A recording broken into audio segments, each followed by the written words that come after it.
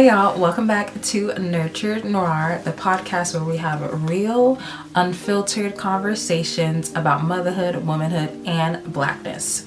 I'm Nanji, your host, and today we're diving into a topic that's been making waves in the parenting world. Gentle parenting. Now I know that word might add, a little bit of feelings for a lot of the parents that are listening and or watching, but we're going to take a deep dive into this topic. Let's talk about what happens when your child just isn't gentle. How do we balance patience and discipline while honoring all our cultural upbringing? These topics here are so important within the Black community, and as a Black mama myself, trust me, this is something that I struggle with on the daily. But listen, I know so many of us were raised with old school parenting, strict rules, consequences, and because I said so mentalities. I'm Haitian American, so I definitely understand. And now, as we raise our kids, we're hearing about gentle parenting, which is a concept that promotes understanding, respect, and emotional regulation. But let's be real. What happens when your kid is the one testing every single boundary? And the added effect with multiple children of different ages? Ooh, child, I can only imagine. So today, we're talking about how gentle parenting works, or doesn't, especially in the Black household, and how we can apply it to children who are not so gentle themselves. Let's get into it.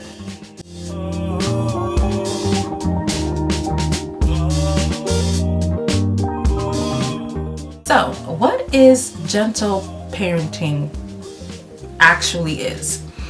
It's not about letting kids do whatever they want. That's being a permissive parent. Gentle parenting is about fostering respect, understanding emotions, and teaching self-regulation without resorting to fear-based discipline. No yelling, no hitting, no, I'm the parent, do what I say.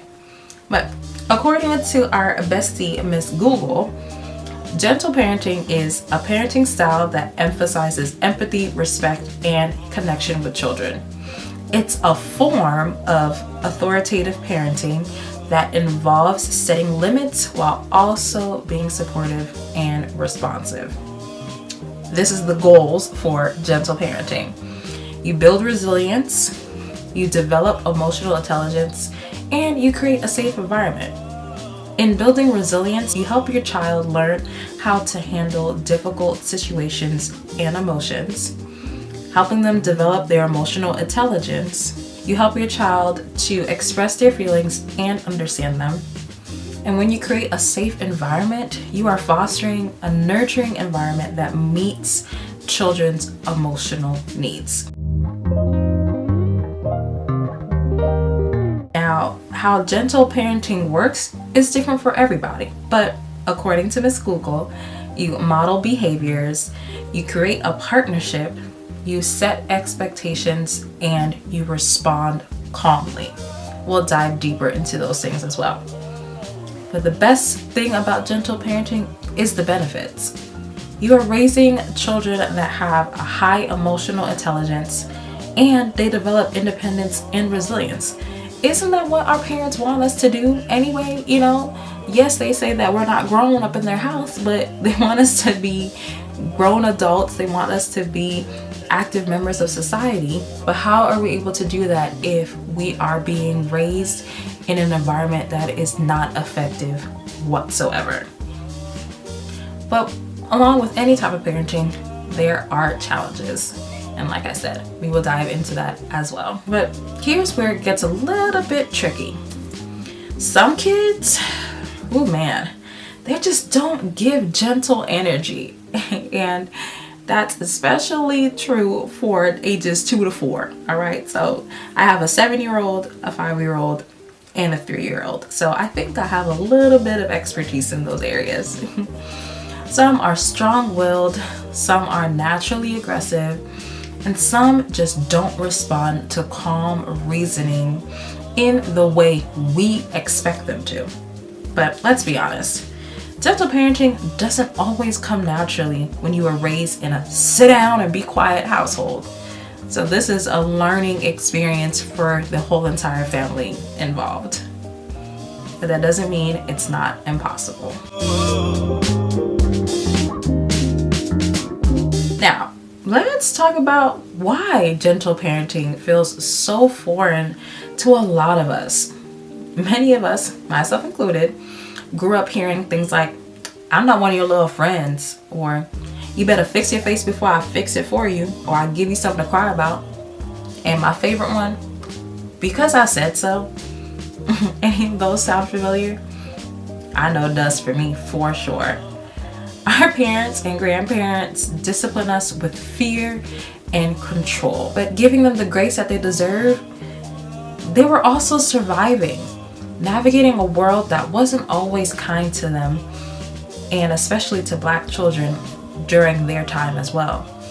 They needed us to be well behaved because the world wouldn't be gentle with us. And I know I could speak to my own culture as being Haitian and being American as well.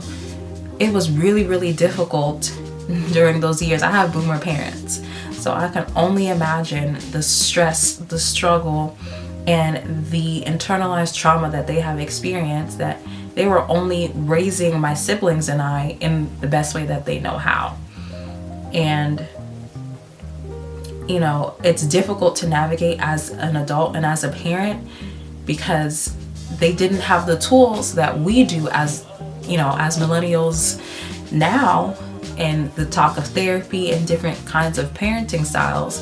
And as a psych major, that's something that I definitely learned as well. They didn't have those things. And though we don't want to make excuses for the experiences that we have gone through, there needs to be just that line of grace for them as well, because they were simply just doing their absolute best. But even with that, we can still have this important conversation so the generational trauma does not continue. Because as parents, like I said, we want to break that generational trauma.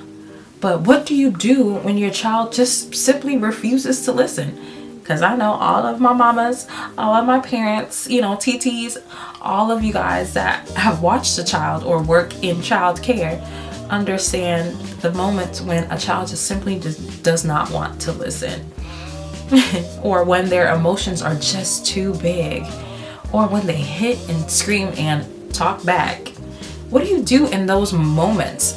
And how do we practice patience when all we know is punishment?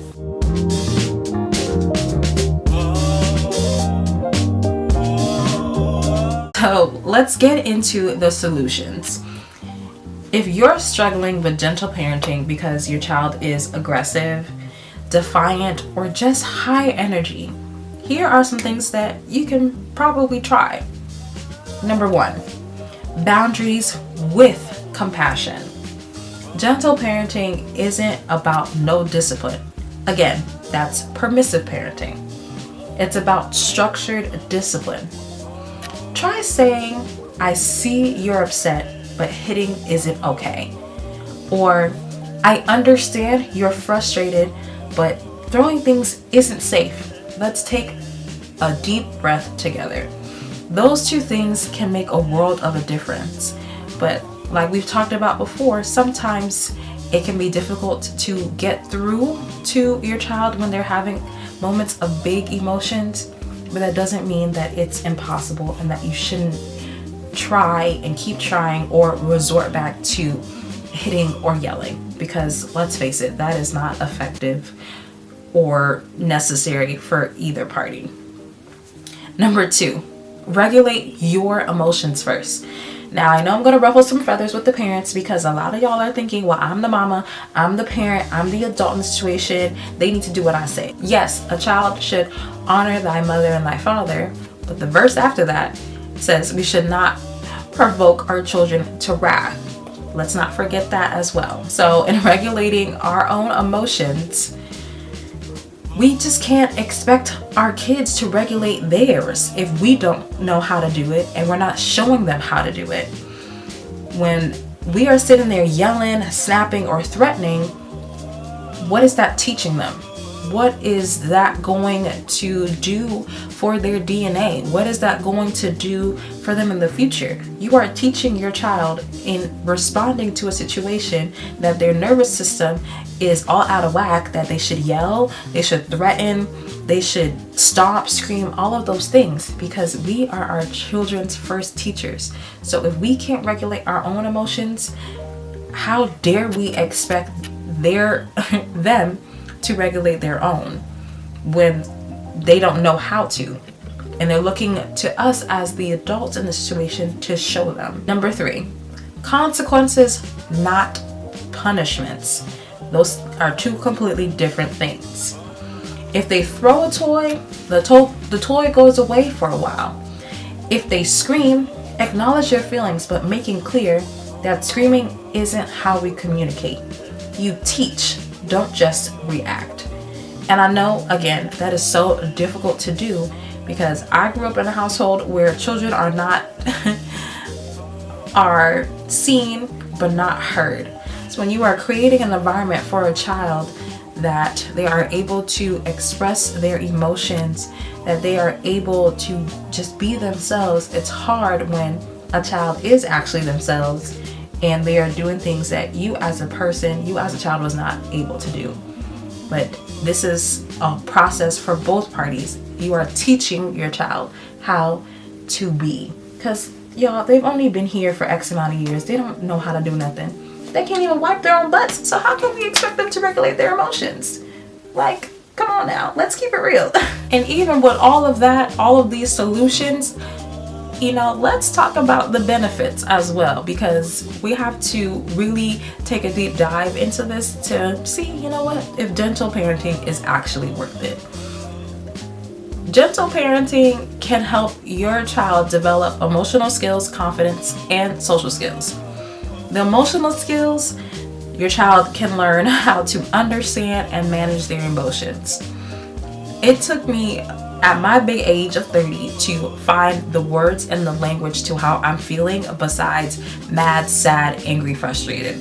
There are so many different words in the English dictionary that is perfect for the exact feeling that you are feeling, and teaching your child different words and actually expressing how they are feeling makes it easier to find the language for it and how to fix it and tackle it. Because a lot of times in those moments, giving them lectures is not what's needed. Sometimes they just need a hug. Sometimes they just want to vent and just say how they're feeling and move on. But how can we find that out if they are not able to express what it is that they are feeling and we're not teaching them that?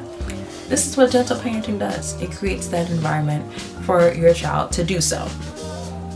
Secondly, their emotional intelligence is through the absolute roof, because they are learning words, they are learning just different things about themselves, about the world around them, and they're allowed to be empathetic to other people. They develop a better understanding of their emotions and how to use them in social interactions. How many of us have gone through a moment where we're talking to somebody and they take something that you say completely out of context? It's because they're feeling emotions that they can't put the language to, and they're making you responsible for making them feel better instead of them taking the accountability of managing their own emotions. We're not raising our children to be that way. And the social skills, right? Your child will be able to be empathetic. They will learn how to be active listeners, and they'll be able to communicate. Listen, our generation is all about communication, but that is learned from a young age. So what better thing to teach your child how to communicate is giving them that safe space to be able to do so in their own home. And they're able to stand up for themselves because they are able to express exactly how they're feeling and know that there is no repercussions for saying that. Okay, again, let's be a little bit honest too.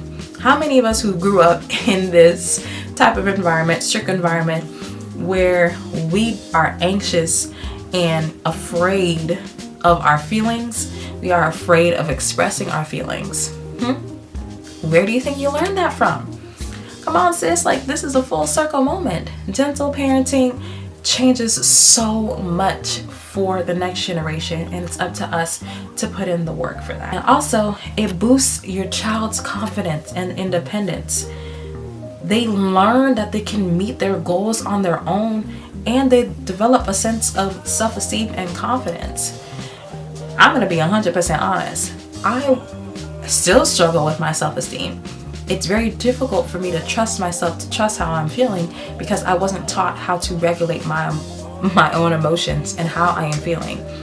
I struggled a lot with anxiety. I struggled a lot with depression. I've talked about this on my podcast before.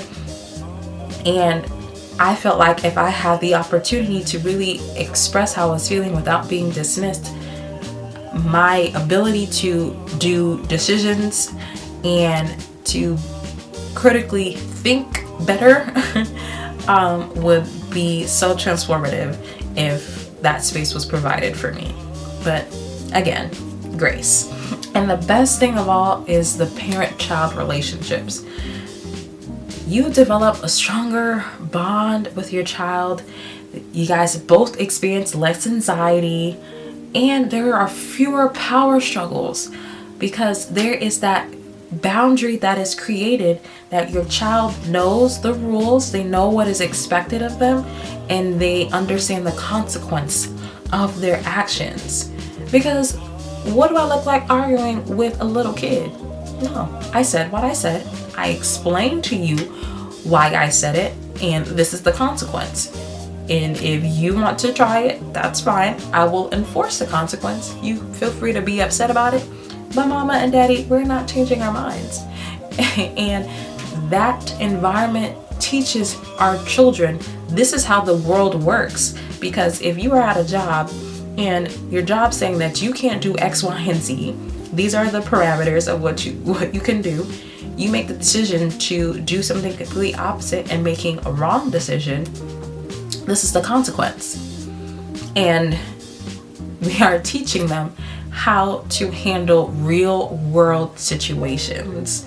That's one of my favorite things about being a gentle parent. Also, with using gentle parenting, you use a positive discipline techniques like encouragement, problem solving, and positive reinforcement. You are giving so many important life skills for your child simply by not being a super strict parent with no reasoning, with no ability to give grace, with no ability to have conversations and be a collaborator. At the end of the day, you are the adult, you are the parent, but that doesn't mean that your child shouldn't have an input on certain things. Age appropriately, of course.